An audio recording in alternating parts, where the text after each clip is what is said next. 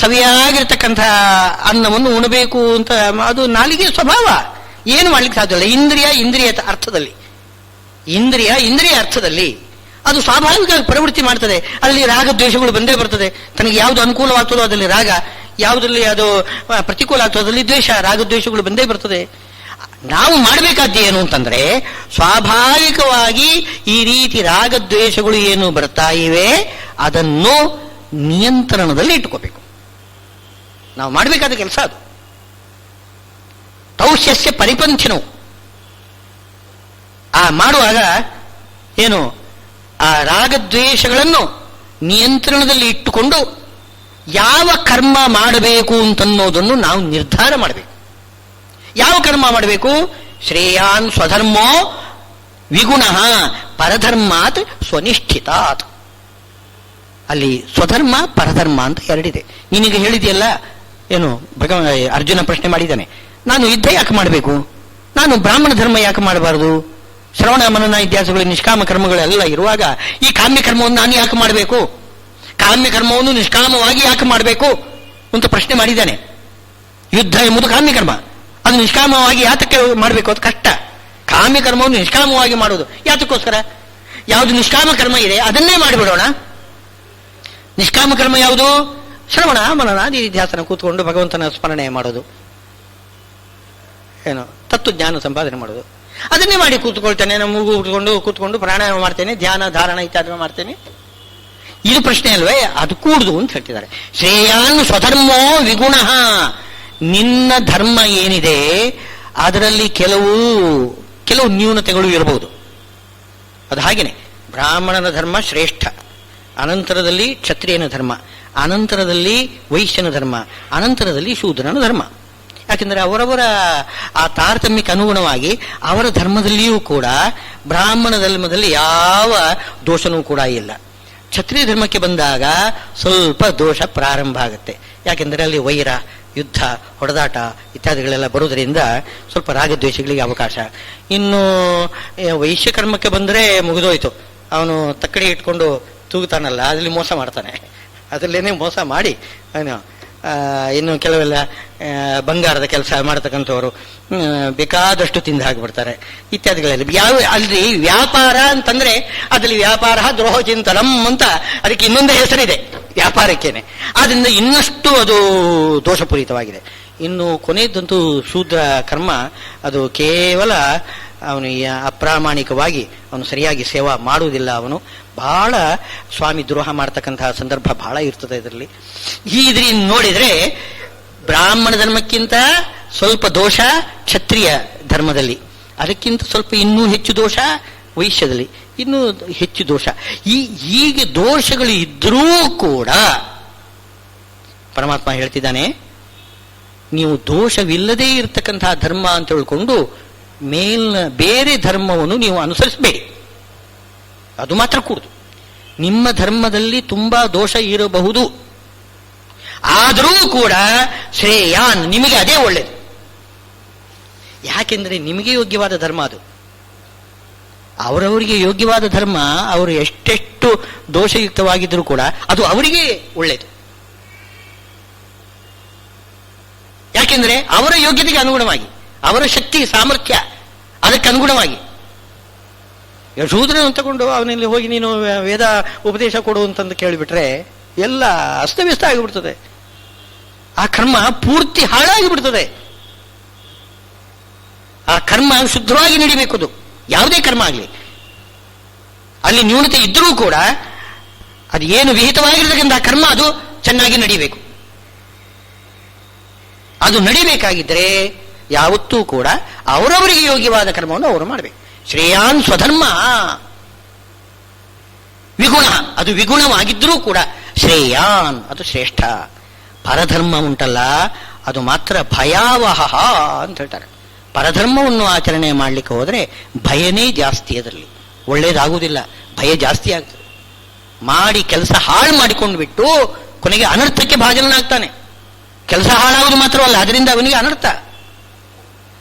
ಕೆಲಸ ಸರಿಯಾಗಿ ಮಾಡ್ಲಿಕ್ಕೆ ಬರುವುದಿಲ್ಲ ಅವನಿಗೆ. ಈಗ ಪ್ರಶ್ನೆ ಮಾಡ್ತಿದ್ದಾನೆ ಅರ್ಜುನ. ಅದಕ್ಕೇನು ಪ್ರಯುಕ್ತೋ ಎಂ ಪಾಪಂ ಚರತಿ ಪುರುಷ. ಕೆಲಸ ಹಾಳು ಮಾಡಿಕೊಳ್ಳುವುದು ಅಂದ್ರೆ ಏನರ್ಥ?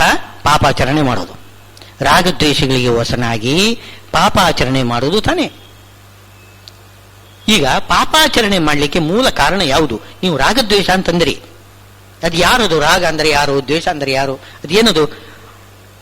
ಈಗ ಯಾರೋ ಒಬ್ಬ ನಮಗೆ ಏನೋ ಚೇತನರಾದ ನಮ್ಮನ್ನು ದಾರಿ ತಪ್ಪಿಸಬೇಕಾಗಿದ್ರೆ ಯಾರೋ ಒಬ್ಬ ಚೇತನ ಇರಬೇಕು ತಾನೆ. ಯಾರವನು? ಹೇಳ್ತಾರೆ ಕಾಮಯೇಷ ಕ್ರೋಧಯೇಷ. ಶ್ರೀಕೃಷ್ಣ ಉತ್ತರ ಕೊಡ್ತಾನೆ. ಕಾಮ, ಕ್ರೋಧ, ಲೋಭ, ಮೋಹ, ಮದ, ಮತ್ಸರ ಇವುಗಳಿಗೆಲ್ಲ ಅಭಿಮಾನಿಯಾಗಿರ್ತಕ್ಕಂಥ ಕಲಿ. ಅವನೇ ನಮಗೆ ಪಾಪಕ್ಕೆ ಪ್ರೇರಣೆ ಮಾಡ್ತಕ್ಕಂಥವನು. ಅವನ ಪ್ರೇರಣೆಯಿಂದ ನಾವು ಪಾಪ ಮಾಡ್ತಿದ್ದೇವೆ. ಅವನು ಹೇಗಿದೆ ಅಂತಂದ್ರೆ ಮಹಾಶನ, ಹೊಟ್ಟೆಬಾಕ ಅಂತೆ, ಎಷ್ಟು ತಿಂದರೂ ಸಾಲದಂತೆ. ಈ ಯಯಾತಿ ಹೇಳಿದಾನೆ ನೋಡಿ, ಅವನಿಗೆ 1000 ವರ್ಷ ಬದುಕಿದಂತೆ. ತನ್ನ ಮಗನ ಒಂದು ಯೌವನವನ್ನು ತಗೊಂಡ್ಬಿಟ್ಟು ಅವನು ವೃದ್ಧನಾಗಿದ್ದ. ಏನೋ ವೃದ್ಧನಾಗಿದ್ದು ಅದು ಶುಕ್ರಾಚಾರ್ಯ ಶಾಪದಿಂದ, ಅದೇನೇ ಇರಲಿ. ಅವನು ಆಮೇಲೆ ಶುಕ್ರಾಚಾರ್ಯ ಅನುಜ್ಞೆಯಿಂದಲೇ ಮಗನಾಗಿರ್ತಕ್ಕಂಥ ಯಾವೊಂದು ಪೂರ್ವಿನಿಂದ ಅವನ ಯೌವನವನ್ನು ತಗೊಂಡ್ಬಿಟ್ಟು 1000 ವರ್ಷ ಕಾಲ ಚೆನ್ನಾಗಿ ಸಂಸಾರ ಸುಖ ಅನುಭವಿಸಿದಂತೆ. 1000 ವರ್ಷ ಕಳೆದ ಮೇಲೆ ಆಲೋಚನೆ ಮಾಡ್ತಾನಂತೆ, ನಾನು ಇಷ್ಟರವರೆಗೆ ನಾನು ಬೇಕಾದಷ್ಟು ಸಂಸಾರ ಸುಖ ಅನುಭವಿಸಿದೆ, ತುಂಬಾ ಅನ್ಯಾಯ ಮಾಡಿದೆ, ನನ್ನ ಮಗ ಅನುಭವಿಸಬೇಕಾಗಿತ್ತು. ಅವನ ಯೌವನವನ್ನು ನಾನು ತಗೊಂಡು ನಾನು ಇಷ್ಟು ಸಂಸಾರ ಸುಖವನ್ನು ಅನುಭವಿಸಿದೆ, ಆದರೆ ನನಗೆ ಇನ್ನೂ ಕೂಡ ತೃಪ್ತಿ ಇಲ್ಲ, ಇನ್ನೂ ಬೇಕು ಬೇಕು ಅಂತ ಅನ್ಸದೆ. ಇದು ತುಂಬಾ ಅನ್ಯಾಯ. ಇದು ತೃಪ್ತಿ ಆಗ್ತಿದ್ರೆ ಅದು ಬೇರೆ ವಿಷಯ, ಇನ್ನೂ ಕೂಡ ತೃಪ್ತಿ ಆಗ್ತಾ ಇಲ್ಲ. ಹವಿಷಾ ಕೃಷ್ಣವರ್ತ್ಮೇವ, ಬೆಂಕಿಗೆ ತುಪ್ಪ ಹಾಕಿದರೆ ಆ ಬೆಂಕಿ ಸಾಕು ಅಂತ ಅನ್ಸದೇನೋ, ಇನ್ನೂ ಕೊಡು ಅಂತಂತದ್ದು, ಇನ್ನೂ ಧಗಧಗಿಸದೆ ಇನ್ನೂ ತುಪ್ಪ ಹಾಕು ಅಂತ ಹೇಳ್ತದದು. ಹಾಗೆ ನಮ್ಮ ಕಾಮನೂ ಕೂಡ ಪೂರ್ತಿ ಅದು ತೃಪ್ತಿ ಹೊಂದುವುದೇ ಇಲ್ಲ. ಮಹಾಶನ, ತುಂಬ ತಿನ್ನಬೇಕು ಅಂತನ್ಸದೆ, ವಿಷಯ ಸೇವನೆ ಮಾಡಬೇಕು. ಆ ವಿಷಯ ಸೇವನೆ ಬರೀ ವಿಷಯ ಸೇವನೆ ಅಲ್ಲ, ಹಿಂದೆ ಹೇಳಿದ್ದಾರಲ್ಲ, ಅಘಂ ಭುಂಜತೆ ತೀತು ಅಘಂ ಪಾಪಾಹ ಯೇ ಪಚಂತಿ ಆತ್ಮಕಾರಣಾತ್. ತಮ್ಮ ಸುಖಕ್ಕೋಸ್ಕರ ವಿಷಯ ಸುಖ ಏನಿದೆ ಅದನ್ನು ತಾವು ಗಬಗಬನೆ ನುಂಗುತ್ತಾ ಇದ್ದಾರಲ್ಲ, ಪಂಚ ಇಂದ್ರಿಯಗಳಿಂದ ವಿಷಯ ಸುಖವನ್ನು ನುಂಗುತ್ತಾ ಇದ್ದಾರಲ್ಲ, ಅದು ಉಣ್ಣುವುದು, ಅದು ವಿಷಯ ಪದಾರ್ಥವನ್ನಲ್ಲ, ಪಾಪವನ್ನು ನುಂಗುತ್ತಾ ಇರ್ತಾರೆ. ಅವರು ಉಣ್ಣುವುದು ಪಾಪವನ್ನೇ ತುಂಬಿಸಿಕೊಳ್ತಾರೆ. ಹೊಟ್ಟೆ ತುಂಬ ಏನು ಅನ್ನ ಅಲ್ಲ, ಅದು ಪಾಪವೇ ತುಂಬಿಕೊಂಡಿರ್ತದೆ. ಇಷ್ಟು ಪಾಪ ತುಂಬಿಕೊಂಡ್ಬಿಡ್ತದೆ. ಅದು ಮಹಾಶನಃ. ಅದು ಏನು ಎಷ್ಟು ತಿಂದರೂ ಕೂಡ ಒಳಗಡೆ ಪಾಪವೇ ತುಂಬಿಕೊಂಡ್ಬಿಡ್ತದೆ. ನಾವು ಮಾಡತಕ್ಕಂಥ ಪುಣ್ಯವನ್ನು ನುಂಗಿ ಹಾಕಿಬಿಡ್ತದೆ, ಪುಣ್ಯವನ್ನೇ ನುಂಗಿ ಹಾಕಿಬಿಡ್ತದೆ. ಅದು ಹಾಗೆ ವಾದಿರಾಜರು ಹಾಗೇನೆ ಮಹಾಶನ ಎಂಬುದಕ್ಕೆ ಹಾಗೆ ವ್ಯಾಖ್ಯಾನ ಮಾಡಿದ್ದಾರೆ. ಮಹಾಶನಃ ಅಂತಂದ್ರೆ ಎಲ್ಲಾ ಪುಣ್ಯಗಳು ಬೆಟ್ಟದಷ್ಟಿದ್ರೂ ಕೂಡ ಆ ಎಲ್ಲ ಪುಣ್ಯವನ್ನು ಈ ಕಾಮ ನುಂಗಿ ಹಾಕಿಬಿಡ್ತದೆ. ನಾವು ಕಾಮಕ್ರೋಧಗಳಿಗೆ ವಶರಾಗಿ ಬಿಟ್ರೆ ನಮ್ಮ ಎಲ್ಲ ಪುಣ್ಯಗಳು ಹೊರಟೋಗ, ಪುಣ್ಯ ಕ್ರಾಸ ಆಗಿಬಿಡ್ತದೆ. ಮಹಾಶನಃ. ಮಹಾಪಾಪ್ಮ ಏನು, ಅವನು ಪುಣ್ಯವನ್ನು ನುಂಗಿ ಪಾಪವನ್ನು ಬೆಳೆಸ್ತಾನೆ. ಈಗ ನೋಡಿ, ಹಸು ಏನು ಮಾಡ್ತದೆ? ಏನು ಹುಲ್ಲು ನೀರು ಸೇವನೆ ಮಾಡಿ ಅಮೃತದಂತ ಹಾಲು ಕೊಡ್ತದೆ ಅಲ್ವೇ? ಈ ಕಾಮ ಅಸುರ ಕಾಲನೇಮಿ, ಕಾಮಕ್ಕೆ ಅಭಿಮಾನಿ ಯಾರು? ಕಾಲನೇಮಿ ಮುಖ್ಯ. ಅದು ಕಲಿ ಮುಖ್ಯ ಇದ್ದಾನೆ, ಅದು ಬೇರೆ ವಿಷಯ. ಅದು ಕಾಲನೇಮಿ. ಅವನೇನ್ ಮಾಡ್ತಾನೆ? ಪುಣ್ಯವನ್ನು ನುಂಗಿ ಪಾಪವನ್ನು ಕೊಡ್ತಾನೆ. ನಾವು ಉಣ್ಣುವುದು ಪುಣ್ಯವನ್ನು, ನಾವು ಪುಣ್ಯವನ್ನು ಅವನಿಗೆ ಆಹಾರವಾಗಿ ಕೊಡಬಾರದು. ನಾವೀಗ ಆ ಕೆಲಸ ಮಾಡಿದೆ, ಕಾಮಕ್ಕೆ ವಶರಾಗಿ ಬಿಟ್ರೆ ನಾವೇನ್ ಮಾಡ್ತೇವೆ? ಎಲ್ಲ ಪುಣ್ಯ ಕರ್ಮವನ್ನು ನಿಲ್ಲಿಸಿಬಿಡ್ತೇವೆ. ಇದೇ ಕಾಮ ನುಂಗಿ ಹಾಕುವುದು. ಪುಣ್ಯಕರ್ಮವನ್ನೆಲ್ಲ ಕಾಮ ನುಂಗಿ ಹಾಕಿಬಿಡ್ತಾನೆ, ಪಾಪವನ್ನೇ ನಮಗೆ ಕೊಡ್ತಾನೆ. ಮಹಾಪಾಪ್ಮ, ಮಹಾಶನಃ ಮಹಾಪಾಪ್ಮ. ಅವನು ವಿದ್ಯೇನ ಮಿಹ ವೈರಿಣಂ, ಅವನೇ ನಮಗೆ ಶತ್ರು. ಹೊರಗಿನವರು ಯಾರು ಶತ್ರುಗಳಲ್ಲ, ನಮಗೆ ನಾವೇ ಶತ್ರುಗಳು. ನಮ್ಮ ಒಳಗಡೆ ಇರತಕ್ಕಂಥದ್ದು ಏನು? ಈ ಷಡ್ವರ್ಗ, ಅರಿಷಡ್ವರ್ಗ, ಕಾಮಾದಿಗಳು. ಅವನಿಂದ ಪ್ರೇರಿತರಾಗಿ ನಾವು ಪಾಪಕರ್ಮ ಮಾಡ್ತಾ ಇದ್ದೀವಿ. ಅದು ಹೇಗೆ ನಮಗೆ ಪ್ರತಿಬಂಧಕ ಆಗ್ತದೆ, ಪುಣ್ಯಕರ್ಮ ಮಾಡಲಿಕ್ಕೆ ಪ್ರತಿಬಂಧಕ ಆಗ್ತದೆ. ಇದರ ಅರ್ಥ ಅಭಿಪ್ರಾಯ, ಕಾಮ ಏನು ಮಾಡ್ತದೆ, ಪುಣ್ಯಕರ್ಮ ಮಾಡದ ಹಾಗೆ ನಮ್ಮನ್ನು ಪಾಪ ಕರ್ಮದಲ್ಲಿ ಪ್ರೇರಣಾ ಮಾಡ್ತದೆ, ನಮಗೆ ಪ್ರತಿಬಂಧಕ ಮಾಡ್ತದೆ, ಪುಣ್ಯಕರ್ಮ ಮಾಡಲಿಕ್ಕೆ ಬಿಡುವುದಿಲ್ಲ. ಹೇಗೆ ಪ್ರತಿಬಂಧ ಮಾಡ್ತದೆ ಅಂತಂದ್ರೆ ಅದಕ್ಕೆ ಉದಾಹರಣೆ ಕೊಡ್ತಾರೆ. ಈ ಬೆಂಕಿ ಉರಿತಾ ಇರುವಾಗ ಹೊಗೆ ಬರ್ತದೆ ನೋಡಿ, ಆ ಹೊಗೆ ಬಂದಾಗ ಬೆಂಕಿ ಕಾಣುವುದಿಲ್ಲ ನಮಗೆ. ಹೊಗೆಯಿಂದ ಆವೃತವಾಗಿ ಬಿಟ್ರೆ ಬೆಂಕಿ ಕಾಣುವುದಿಲ್ಲ. ಹಾಗೆ ನಮಗೆ ಆವರಕವಾಗಿ ಈ ಕಾಮ ಇರ್ತದೆ. ಆ ಬೆಂಕಿಯ ಆ ಒಂದು ಪ್ರಕಾಶ ಏನಿದೆ, ತೇಜಸ್ಸು, ಅದನ್ನು ನಾವು ನೋಡಿ ಆನಂದ ಪಡಲಿಕ್ಕೆ ಆಗುವುದಿಲ್ಲ. ಭಗವಂತನ ಸ್ವರೂಪ ಸೌಂದರ್ಯ ಅದನ್ನೆಲ್ಲ ನೋಡಿ ಅನುಭವಿಸಲಿಕ್ಕೆ ನಮಗೆ ಆಗುವುದಿಲ್ಲ. ನಮಗೆ ಅಡ್ಡ ಏನೋ ಒಂದು ರೀತಿ ಆವರಣ, ಪರದೆ. ಯಾವುದದು? ಹೊಗೆ. ಬೆಂಕಿಯ ದರ್ಶನಕ್ಕೆ ಹೊಗೆ ಯಾವ ರೀತಿ ನಮಗೆ ಪ್ರತಿಬಂಧಕ ಆಗ್ತದೋ ಹಾಗೆ ಪರಮಾತ್ಮನ ದರ್ಶನಕ್ಕೆ ನಮಗೆ ಈ ಕಾಮ ಅಡ್ಡ ನಿಲ್ತದೆ. ಪರಮಾತ್ಮನ ಸ್ವರೂಪ ನಮ್ಮ ತಲೆಯಲ್ಲಿ ನಿಲ್ಲೋದೇ ಇಲ್ಲ. ಯಾಕೆಂದ್ರೆ ಮನಸ್ಸು ಏನು ಮಾಡ್ತದೆ, ಎಲ್ಲಿಗೆ ನಾವು ಪರಮಾತ್ಮನ ಬಳಿಗೆ ವಿಚಾರ ಮಾಡ್ತಾ ಬಂದರೆ ಪರಮಾತ್ಮನೇ ಇರ್ತಾನೆ ಮನಸ್ಸಿನಲ್ಲಿ. ವಿಷಯ ಪದಾರ್ಥವನ್ನು ಚಿಂತನೆ ಮಾಡ್ಲಿಕ್ಕೆ ಹೋದರೆ ಪರಮಾತ್ಮನನ್ನು ಮರೀತೇವೆ. ಏಕಕಾಲದಲ್ಲಿ ಪರಮಾತ್ಮನನ್ನು ವಿಷಯದಲ್ಲಿ ತಿಳ್ಕೊಳ್ಬೇಕು ಅಂತಂದ್ರೆ ಅವನು ಜ್ಞಾನಿಯಾಗಿರಬೇಕು, ಮಹಾಜ್ಞಾನಿಯಾಗಿರಬೇಕು. ಯಾವನು ಕಾಮಕ್ಕೆ ವಶನ ಆಗುತ್ತಾನೆ ಅವನೇ ಮಾಡ್ತಾನೆ, ಕೇವಲ ವಿಷಯವನ್ನೇ ನೋಡ್ತಾನೆ, ಪರಮಾತ್ಮ ಕಾಣಿಸುವುದೇ ಇಲ್ಲ. ಅದು ಆ ಕಾಮ ಏನಿದೆ ಅದು ಹೊಗೆ ಹಾಗೆ ಆವರಕವಾಗಿ ಬಿಟ್ಟಿದೆ, ಪರಮಾತ್ಮ ಕಾಣಿಸುವುದಿಲ್ಲ. ಇದು ಸಜ್ಜನರಿಗೆ ಒಂದು ದೃಷ್ಟಾಂತ ಕೊಟ್ಟಿರೋದು. ಸಜ್ಜನರಿಗೆ ಕಾಮ ಯಾವ ರೀತಿ ಪರಮಾತ್ಮನ ತತ್ವಜ್ಞಾನಕ್ಕೆ ಪ್ರತಿಬಂಧಕ ಆಗ್ತದೆ ಅಂತ ಅನ್ನೋದಕ್ಕೆ ದೃಷ್ಟಾಂತ ಕೊಟ್ಟರು. ಇನ್ನು ಮಧ್ಯಮ ವರ್ಗದ ಜನರು ಇರ್ತಾರೆ, ಅವರಿಗೆ ಆವೃತಂ ಜ್ಞಾನಮೇತೇನ ಏನೋ ಇದು ಧೂಮೇನ ಆವ್ರಿಯತೆ ವನ್ನಿ ಅಂತ ಒಂದು ದೃಷ್ಟಾಂತ ಕೊಟ್ಟರು. ಆಮೇಲೆ ಎರಡನೇದು ಯಥಾದರ್ಶೋ ಮಲೇನ ಚ, ಇನ್ನೊಂದು ದೃಷ್ಟಾಂತ. ಅದು ಮಧ್ಯಮ ವರ್ಗದ ಜನರು. ಹೇಗೆ ಅಂತಂದ್ರೆ ಕನ್ನಡಿಯಲ್ಲಿ ಕೊಳೆ ಇದ್ರೆ ನಮ್ಮ ಪ್ರತಿಬಿಂಬ ಚೆನ್ನಾಗಿ ಬೀಳುವುದಿಲ್ಲ. ಅದು ಕನ್ನಡಿಗೆ ಅಂಟಿಕೊಂಡಿರ್ತದೆ ನೋಡಿ, ಆ ಕೊಳೆ ಅದು ಒರೆಸಿ ತೆಗಿಬೇಕು.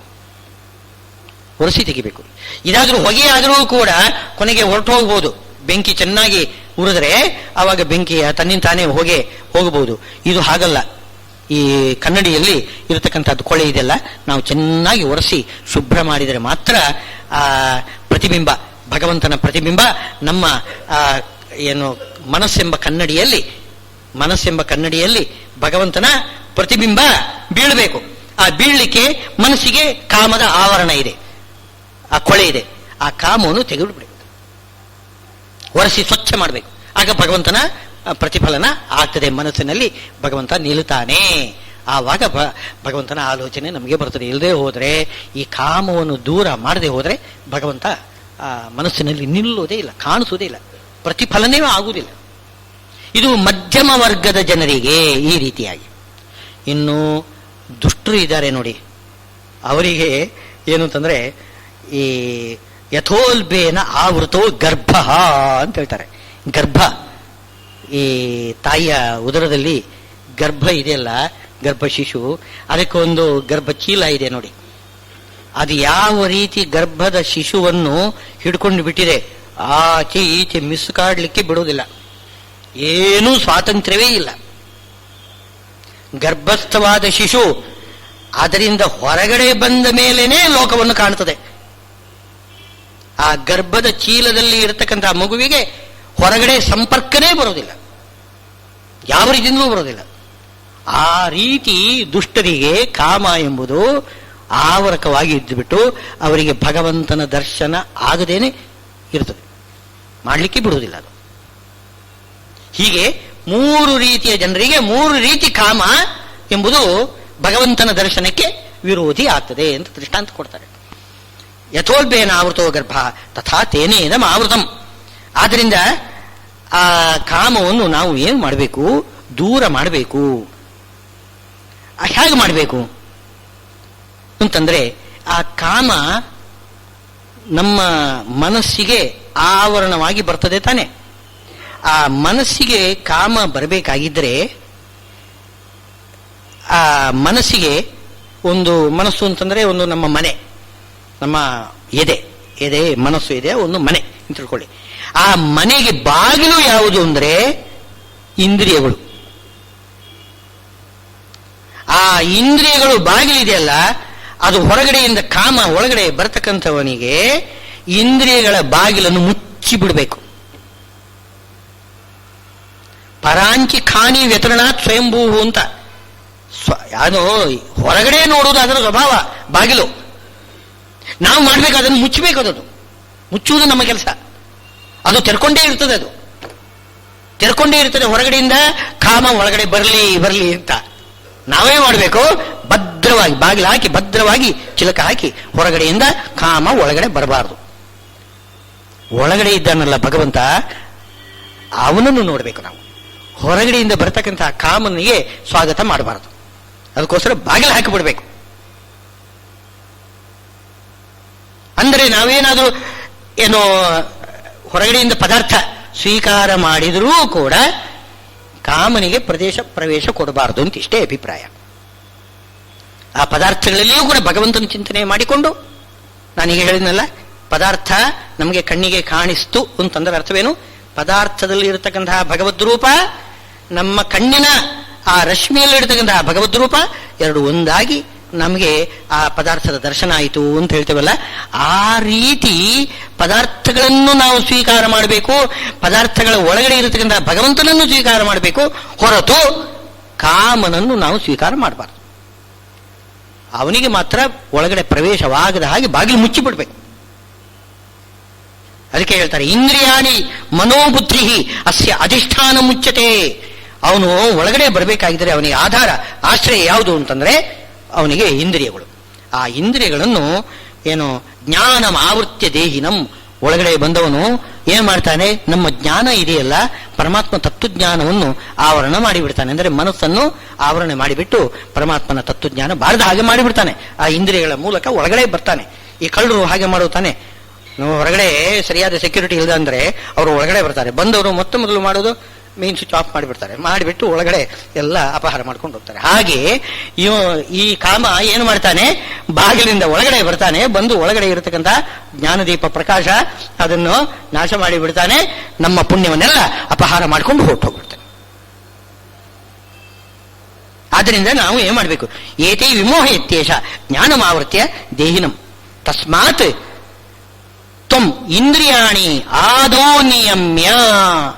ಇಂದ್ರಿಯಗಳನ್ನು ಮುಚ್ಚಿಬಿಡಬೇಕು. ಮುಚ್ಚಿಬಿಡಬೇಕು ಅಂದ್ರೆ ಅಲಂಕಾರಿಕವಾಗಿ ಹೇಳಿದ್ದು. ಇಂದ್ರಿಯಗಳಿಂದ ಯಾವ ಜ್ಞಾನವೂ ಬರಬಾರದು. ಸುಮ್ಮನೆ ಕೂತಿರ್ಬೇಕು. ನಾವು ಏನು ಗುಹೆ ಒಳಗಡೆ ಕೂತ್ಕೊಂಡು ಪ್ರಾಣಾಯಾಮ ಮಾಡಿಕೊಂಡು ಕಣ್ಣು ಮುಚ್ಚಿಕೊಂಡು ಧ್ಯಾನ ಮಾತ್ರ ಮಾಡಬೇಕು. ಹೊರಗಿನ ಯಾವ ಒಂದು ಕಾರ್ಯವನ್ನು ಮಾಡಬಾರದು ಅಂತ ಅರ್ಥ ಅಲ್ಲ. ಅದಕ್ಕೆ ಇದು ಅಲಂಕಾರಿಕವಾಗಿ ಹೇಳಿದ್ದು. ಇಂದ್ರಿಯದ ಬಾಗಿಲನ್ನು ಮುಚ್ಚಬೇಕು ಅಂದರೆ ಅರ್ಥವೇನು? ಇಂದ್ರಿಯದ ಬಾಗಿಲಿನಿಂದ ಕಾಮ ಒಳಗಡೆ ಬಾರದ ಹಾಗೆ ನೋಡ್ಕೋಬೇಕು. ಒಳ್ಳೆಯ ಸಾತ್ವಿಕವಾಗಿರತಕ್ಕಂತಹ ವಿಷಯ ಭೋಗ ಮಾಡಬೇಕು. ನಾವು ಏನಾದರೂ ಉಣ್ಣುವುದಾಗಿದ್ದರೆ ಪರಮಾತ್ಮನಿಗೆ ಸಮರ್ಪಣೆ ಮಾಡಿದ ನೈವೇದ್ಯವನ್ನೇ ಉಣಬೇಕು. ನಾವು ಏನಾದರೂ ನೋಡುವುದಿದ್ರೆ ಪರಮಾತ್ಮನ ಸಂಬಂಧಿಯಾದ ಅಲಂಕಾರ ಇತ್ಯಾದಿಗಳನ್ನ ನೋಡಬೇಕು. ಏನಾದರೂ ಒಂದು ಕುಣಿಬೇಕು ಅಂತ ಅನಿಸ್ತು, ಹರಿನಾಮ ಸಂಕೀರ್ತನೆ ಮಾಡ್ತಾ ಕುಣಿಬೇಕು. ಈ ರೀತಿಯಾಗಿ ಇಂದ್ರಿಯಗಳನ್ನು ಕಾಮನಿಗೆ ಒಳಗಡೆ ಬರಲಿಕ್ಕೆ ಆಗದ ಹಾಗೆ ಬಾಗಿಲು ಹಾಕಿಬಿಡಬೇಕು, ಮುಚ್ಚಿಬಿಡಬೇಕು, ಒಳಗಡೆ ಬಾರದ ಹಾಗೆ ಮಾಡಬೇಕು. ಈ ರೀತಿ ಪಾಪ್ಮಾನಂ ಪ್ರಜಹಿ ಹೀನಂ. ಈ ಪಾಪ ಕಾಮ ಇದಾನಲ್ಲ, ಅವನನ್ನು ಗೆಲ್ಲಬೇಕು. ಯಾಕೆ? ಜ್ಞಾನ ವಿಜ್ಞಾನ ನಾಶನಂ. ಅವನಿಗೆ ನಾವು ವಶರಾಗಿ ಬಿಟ್ಟಿವಿ ಅಂತಂದ್ರೆ ದೊಡ್ಡ ಅನರ್ಥ ಏನು? ಜ್ಞಾನ ವಿಜ್ಞಾನ ಎಲ್ಲ ನಾಶ ಆಗಿಬಿಡ್ತದೆ. ಸಾಮಾನ್ಯ ಜ್ಞಾನ, ವಿಶೇಷ ಜ್ಞಾನ, ಪರಮಾತ್ಮನ ಬಗ್ಗೆ ಸಾಮಾನ್ಯ ಜ್ಞಾನವಾಗಲಿ ವಿಶೇಷ ಜ್ಞಾನವಾಗಲಿ ಎಲ್ಲ ಶಾಸ್ತ್ರದಿಂದ ಬರತಕ್ಕಂಥದ್ದು ವಿಶೇಷ ಜ್ಞಾನ. ನಾವು ಲೋಕಾನುಭವದಿಂದ ಎಲ್ಲ ಇದ್ರ ತಿಳ್ಕೊಂಡಿರ್ತಕ್ಕಂಥದ್ದು ಜ್ಞಾನ. ಈ ಜ್ಞಾನ ಅನುಭವದಿಂದ ಬರತಕ್ಕಂಥ ಜ್ಞಾನ, ಶಾಸ್ತ್ರದಿಂದ ಬರತಕ್ಕಂಥ ಜ್ಞಾನ, ಅದು ಜ್ಞಾನ, ಇದು ವಿಜ್ಞಾನ. ಈ ಜ್ಞಾನ ವಿಜ್ಞಾನ ಎರಡನ್ನೂ ಕೂಡ ನಾಶ ಮಾಡತಕ್ಕಂಥದ್ದು ಯಾವುದು ಅಂದ್ರೆ ಕಾಮ. ಅಂಥ ಕಾಮವನ್ನು ನಾವು ಗೆಲ್ಲಬೇಕು. ಗೆಲ್ಲಬೇಕಾಗಿದ್ರೆ ಹೇಗೆ ಅಂತ ಹೇಳ್ತಿದ್ದಾರೆ. ಇದು ಅಷ್ಟು ಸುಲಭ ಇಲ್ಲ. ನಾನು ಈಗ ಹೇಳಿದ್ನಲ್ಲ, ಇಂದ್ರಿಯಗಳ ಸ್ವಭಾವ ಅದು. ಇಂದ್ರಿಯಗಳು ಏನು ಮಾಡ್ತವೆ? ವಿಷಯ ಪದಾರ್ಥಗಳ ಕಡೆಗೆ ಹೋಗುವುದಾದ್ರ ಸ್ವಭಾವ. ಅದನ್ನು ನೀವು ಹೇಗೆ ನಿಯಂತ್ರಣ ಮಾಡ್ತೀರಿ? ಅದು ಮೀದರೆ ಅದೇನಾಗ್ತದೆ? ಅದು ಸ್ಫೋಟ ಆದೀತು. ಕಾಮವನ್ನು ಅದುಮಿಲಿಕ್ಕೆ ಬರುವುದಿಲ್ಲ. ಅದು ಯಾವುದಾದ್ರೂ ಒಂದು ರೀತಿಯಿಂದ ಹೊರಗಡೆ ಸ್ಫೋಟ ಆಗಿ ಆಗಬೇಕು. ಅದು ಯಾವ ರೀತಿ ಮಾಡಬೇಕು, ಅದು ನಮ್ಮ ಕೈಯಲ್ಲಿ ಇಲ್ವಲ್ಲ ಅಂತಂದ್ರೆ, ಕಾಮಕ್ಕೆ ಅಭಿಮಾನಿ ಕಾಲನೇಮಿ ಕಲಿ ಮುಂತಾದವರೆಲ್ಲ ಇದ್ರೆ, ಇಂದ್ರಿಯಗಳಿಗೆ ಅಭಿಮಾನಿಗಳು ದೇವತೆಗಳಿದ್ದಾರೆ. ಆ ಇಂದ್ರಿಯಗಳಿಗೆ, ಬುದ್ಧಿಗೆ, ಎಲ್ಲದಕ್ಕೂ ಅಭಿಮಾನಿ ದೇವತೆಗಳಿದ್ದಾರೆ. ಇವರೆಲ್ಲರಿಗೂ ಕೂಡ ಪ್ರೇರಕನಾಗಿರ್ತಕ್ಕಂತಹ ಸರ್ವೋತ್ತಮನಾದ ಶ್ರೀಹರಿ ಇದ್ದಾನೆ, ಪರಮಾತ್ಮ ಇದ್ದಾನೆ. ಏನು ಭಯಪಡಬೇಡಿ, ನೀವು ಅವರ ಮೇಲೆ, ಆ ದೇವತೆಗಳ ಮೇಲೆ ಭಾರ ಹಾಕಿರಿ. ನಮೋವಸ್ತಾತ್ವಿಕಾ ದೇವಾಹ ವಿಷ್ಣು ಭಕ್ತಿ ಪರಾಯಣ ಧರ್ಮಮಾರ್ಗಿ ಪ್ರೇರೆಯಂತು ಭವಂತ ಸರ್ವೈಭೈ. ಬೆಳಿಗ್ಗೆ ಎದ್ದು ನಾವು ದೇವತೆಗಳಿಗೆ, ಅಭಿಮಾನಿ ದೇವತೆಗಳಿಗೆ, ಇಂದ್ರಿಯಾಭಿಮಾನಿ ತತ್ವಾಭಿಮಾನಿ ದೇವತೆಗಳು ಯಾರಿದ್ದಾರೆ ಅವರಿಗೆ ನಾವು ಬೇಡಿಕೊಂಡ್ರೆ ಆ ಇಂದ್ರಿಯಗಳ ಸ್ವಭಾವ ಏನಿದೆ ಅದನ್ನು ಸ್ವಲ್ಪ ವ್ಯತ್ಯಾಸ ಮಾಡ್ತಾರೆ. ಬರತಕ್ಕಂಥ ಪ್ರವಾಹವನ್ನು ತಡಿಲಿಕ್ಕೆ ಬರುವುದಿಲ್ಲ, ಅದನ್ನು ಬೇರೆ ಕಡೆ ಡೈವರ್ಟ್ ಮಾಡಬೇಕು. ಹಾಗೆ ಇಂದ್ರಿಯಗಳ ಆ ಸ್ವಭಾವ ಪ್ರವೃತ್ತಿ ಇದೆಯಲ್ಲ, ಅದನ್ನು ಹೊರಮುಖವಾಗಿರ್ತಕ್ಕಂಥದ್ದನ್ನು ಒಳಮುಖ ಮಾಡಿಬಿಡ್ತಾರೆ ದೇವತೆಗಳು. ಹಾಗೆ ಅದಕ್ಕೋಸ್ಕರ ನಾವೇನ್ ಮಾಡಬೇಕು, ದೇವತೆಗಳನ್ನು ನಾವು ಬೇಡಿಕೊಳ್ಳಬೇಕು. ಹೇಗೆ ದೇವತೆಗಳನ್ನು ಬೇಡಿಕೊಳ್ಳಬೇಕು, ಅವರ ಉಪಾಸನೆ ಮಾಡಬೇಕು ಹೇಗೆ ಅಂದ್ರೆ ತಾರತಮ್ಯಾನುಗುಣವಾಗಿಯೇ ಮಾಡಬೇಕು. ಇಂದ್ರಿಯಾಣಿ ಪರಾಣ್ಯಾಹುಹು, ಇಂದ್ರಿಯಗಳು ಶ್ರೇಷ್ಠ. ಇಂದ್ರಿಯಾಭಿಮಾನಿ ದೇವತೆಗಳು ಬೇರೆಲ್ಲ ದೇವತೆಗಳಿಗಿಂತ ಶ್ರೇಷ್ಠ. ಅವರಿಗಿಂತಲೂ ಕೂಡ ಮನೋಭಿಮಾನಿಗಳು ಶ್ರೇಷ್ಠರು. ಮನೋಭಿಮಾನಿಗಳು ಶ್ರೇಷ್ಠರು. ಮನಸ್ಸಿಗಿಂತಲೂ ಕೂಡ ಬುದ್ಧಿಭಿಮಾನಿ ದೇವತೆ ಮಹಾಲಕ್ಷ್ಮೀ ದೇವಿ. ನಾನಾ ರೀತಿಯಿಂದ ವ್ಯಾಖ್ಯಾನ ಇದೆ. ಅದೊಂದು ರೀತಿ ವಾದಿರಾಜರ ವ್ಯಾಖ್ಯಾನ ಪ್ರಕಾರ ಬುದ್ಧಿ ಅಂತಂದ್ರೆ ಮಹಾಲಕ್ಷ್ಮೀ ದೇವಿ. ಆ ಯೋ ಬುದ್ಧೇ ಪರತಸ್ತು ಸಹ ಅಂದ್ರೆ ಇಂದ್ರಾದಿ ರುದ್ರಾದಿ ದೇವತೆಗಳೆಲ್ಲ ಇಂದ್ರಿಯಾಭಿಮಾನಿಗಳು, ಮನೋಭಿಮಾನಿಗಳು ಬ್ರಹ್ಮವಾಯುಗಳು. ಅವರಿಗಿಂತಲೂ ಶ್ರೇಷ್ಠಳಾಗಿರ್ತಕ್ಕಂಥವಳು ಬುದ್ಧಿ ಅಭಿಮಾನಿನಿ ಮಹಾಲಕ್ಷ್ಮೀ ದೇವಿ. ಅವಳಿಗಿಂತಲೂ ಶ್ರೇಷ್ಠನಾಗಿರ್ತಕ್ಕಂಥವನು ಯಾರು ಅಂದರೆ ಪರಮಾತ್ಮ. ಈ ರೀತಿಯಾಗಿ ಆ ದೇವತೆಗಳಲ್ಲಿ ತಾರತಮ್ಯಾನುಗುಣವಾಗಿ ಭಜನೆ ಮಾಡಿ ಪರಮಾತ್ಮನನ್ನು ನಾವು ಬೇಡಿಕೊಂಡ್ರೆ ಅವನ ಅನುಗ್ರಹದಿಂದ ಮಾತ್ರ ನಾವು ಕಾಮದಿಂದ ಅವನ ಆಕ್ರಮಣಕ್ಕೆ ಬಲಿಯಾಗದೆ ನಾವು ನಮ್ಮನ್ನು ರಕ್ಷಣೆ ಮಾಡಿಕೊಳ್ಳಿಕ್ಕೆ ಆಗ್ತದೆ, ಸಾಧ್ಯ ಇದೆ. ಅಂದ್ರೆ ಪರಮಾತ್ಮ ರಕ್ಷತೀತ್ಯೇವ ವಿಶ್ವಾಸ, ಭಗವಂತ ನಮ್ಮನ್ನು ರಕ್ಷಣೆ ಮಾಡ್ತಾನೆ ಇಂಥ ವಿಶ್ವಾಸದಿಂದ, ಧೈರ್ಯದಿಂದ ನಾವು ನಮ್ಮ ಈ ಕಾಮ ನಿಗ್ರಹ, ಕಾಮಕ್ರೋಧಾದಿಗಳ ನಿಗ್ರಹ ಮಾಡತಕ್ಕಂತಹ ಕರ್ಮದಲ್ಲಿ ನಾವು ಪ್ರಯತ್ನ ಮಾಡಬೇಕು. ಪ್ರಯತ್ನಕ್ಕೆ ಭಗವಂತ ಫಲ ಕೊಟ್ಟೇ ಕೊಡ್ತಾನೆ. ಏವಂ ಬುದ್ಧೇ ಪರಂ ಬುದ್ಧ್ವ ಸಂಸ್ಥಭ್ಯ ಆತ್ಮಾನಂ ಆತ್ಮನ, ನಿನ್ನ ಮನಸ್ಸನ್ನು ಪರಮಾತ್ಮನ ಅನುಗ್ರಹದಿಂದ, ಆತ್ಮಾನಂ ಆತ್ಮನ ಅಂತಂದ್ರೆ ನಿನ್ನನ್ನು ನೀನೆ ಅಂತ ಹಾಗರ್ಥ ಅಲ್ಲ. ಅಲ್ಲಿ ಆತ್ಮ ಶಬ್ದಕ್ಕೆ ಮನಸ್ಸು ಅಂತ ಅರ್ಥ, ಇನ್ನೊಂದು ಆತ್ಮ ಅಂದ್ರೆ ಪರಮಾತ್ಮನ ಅನುಗ್ರಹದಿಂದ ಮನಸ್ಸನ್ನು ನಿಗ್ರಹ ಮಾಡಿಕೊಂಡು ಜಹಿ ಶತ್ರುಂ ಮಹಾಬಾಹೋ ಕಾಮರೂಪಂ ದುರಾಸದಂ, ದುರಾಸದನಾಗಿರ್ತಕ್ಕಂಥದ್ದು, ಯಾರಿಗೂ ಕೂಡ ಗೆಲ್ಲಿಗೆ ಸಾಧ್ಯವಿಲ್ಲದೆ ಇರತಕ್ಕಂತಹ ಏನಿದ್ದಾನೆ ಕಾಮ ಇದಾನಲ್ಲ, ಅವನನ್ನು ಶತ್ರು ಇದ್ದಾನೆ, ಅವನ ಮೇಲೆ ನೀವು ವಿಜಯವನ್ನು ಸಾರಬೇಕು, ಅವನನ್ನು ನೀನು ಗೆಲ್ಲಬೇಕು. ಜಹಿ ಶತ್ರುಂ ಮಹಾಬಾಹೋ ಕಾಮರೂಪಂ ದುರಾಸದಂ. ಓಂ ತತ್ಸದಿತಿ ಶ್ರೀಮದ್ಭಗವದ್ಗೀತಾಸು ಉಪನಿಷತ್ಸು ಬ್ರಹ್ಮ ವಿದ್ಯಾಯಾಂ ಯೋಗಶಾಸ್ತ್ರೇ ಶ್ರೀಕೃಷ್ಣಾರ್ಜುನ ಸಂವಾದೆ ಕರ್ಮಯೋಗೋ ನಾಮ ತೃತೀಯೋಧ್ಯಾಯ. ಕರ್ಮಯೋಗ ಯಾವ ರೀತಿ ಮಾಡಬೇಕು ಅಂತ ತಿಳಿಸ್ತಕ್ಕಂತಹ 3ನೇ ಅಧ್ಯಾಯ. ಇಲ್ಲಿಗೆ ಶ್ರೀಕೃಷ್ಣಾರ್ಪಣಮಸ್ತು. ಕರ್ಮಯೋಗವೇ ನಮ್ಮ ಬಾಳಿನ ಒಂದು ರೀತಿಯಾಗಿರಬೇಕು. ನಮ್ಮ ಬಾಳು ಬರೀ ಬಾಳಲ್ಲ, ಉಸಿರಾಡುವುದು. ಬರೀ ಉಸಿರಾಟವೇ ಜೀವನ ಅಲ್ಲ, ಕರ್ಮಯೋಗವೇ ನಿಜವಾದ ಜೀವನ. ಪರಮಾತ್ಮನ ಪ್ರೀತ್ಯರ್ಥವಾಗಿ ಎಲ್ಲಾ ಕರ್ಮಗಳನ್ನು ಮಾಡುವುದೇ ನಮ್ಮ ಬಾಳಿನ ಅರ್ಥ, ಸಾರ್ಥಕತೆ, ಉದ್ದೇಶ ಎಲ್ಲ ಅದೇನೆ. ಅದನ್ನು ಹೇಳ್ತಕ್ಕಂತಹ 3ನೇ ಅಧ್ಯಾಯ ಬಹಳ ಉತ್ತಮವಾಗಿರತಕ್ಕಂತಹ ಇದು ಸಾರ, ಭಗವದ್ಗೀತೆಯಲ್ಲಿ ಒಳ್ಳೆ ಸಾರಭೂತವಾಗಿರತಕ್ಕಂಥದ್ದು. ಅದನ್ನೆಲ್ಲ ನಾವು ಯಥಾಯೋಗ್ಯವಾಗಿ ಅಲ್ಪ ಕಾಲದಲ್ಲಿ ಏನೋ ಒಂದಿಷ್ಟು ನಾನು ಏನು ಹೇಳ್ತಾರೆ ವಾಕ್ಶುದ್ಧಿಗಾಗಿ, ನನ್ನ ನಾಲಿಗೆ ಶುದ್ಧಿಗಾಗಿ ಭಗವದ್ಗೀತೆಯ ಮಾತುಗಳನ್ನು ಕೆಲವೊಂದು ಹೇಳಿ ನನಗೆ ತಿಳಿದಷ್ಟು ನಾನು ನಿಮ್ಮೆಲ್ಲರ ಮುಂದೆ ಹೇಳಿದ್ದೇನೆ. ತಾವೆಲ್ಲ ಎಷ್ಟೋ ಅದರಿಂದ ಉಪಯೋಗ ಪಡೆದಿದ್ದೀರಿ ನನಗೆ ಗೊತ್ತಿಲ್ಲ. ಅಂತೂ ಈ ಭಾಗವಹಿಸಿ ಸ್ನಾನ ಅಂತೂ ಒಂದು ಜ್ಞಾನ ಗಂಗೆಯಲ್ಲಿ ಸ್ನಾನ ಎಲ್ಲರೂ ಕೂಡ ಮಾಡಿದ್ದಾರೆ, ಅದರಲ್ಲಿ ಅಂತೂ ಸಂಶಯ ಇಲ್ಲ. ಆದ್ದರಿಂದ ಇಂತಹ ಸ್ನಾನ ಮಾಡಿಸಿರತಕ್ಕಂಥವರು ನಮ್ಮ ಡಾಕ್ಟರ್ ಉಷಾ ಕಮಲ ಅವರು ಮಾಡತಕ್ಕಂಥದ್ದು ದೊಡ್ಡ ಉಪಕಾರ. ಅದು ಗಂಗಾ ಸ್ನಾನ, ಜ್ಞಾನ ಗಂಗಾ ಸ್ನಾನ ಮಾಡಿಸ್ತಾ ಇದ್ದಾರೆ. ಅವರಿಗೂ ತಮಗೂ ಎಲ್ಲರಿಗೂ ಕೂಡ ಆ ಗೀತಾ ಪ್ರತಿಪಾದ್ಯನಾಗಿರತಕ್ಕಂತಹ ಭಗವಂತ ಎಲ್ಲ ಹಿತೋಪದೇಶವಾಗಿ ಜ್ಞಾನ ಭಕ್ತಿ ವೈರಾಗ್ಯಾದಿಗಳನ್ನು ನೀಡಿ ನಿಮ್ಮಿಂದ ಕರ್ಮಯೋಗ ಮಾಡಿಸಲಿ ಎಂಬುದಾಗಿ ಪ್ರಾರ್ಥನೆ ಮಾಡಿ ನನ್ನ ಎರಡು ಮಾತನ್ನು ಮುಕ್ತಾಯ ಮಾಡ್ತೇನೆ. ಶ್ರೀಕೃಷ್ಣಾರ್ಪಣ.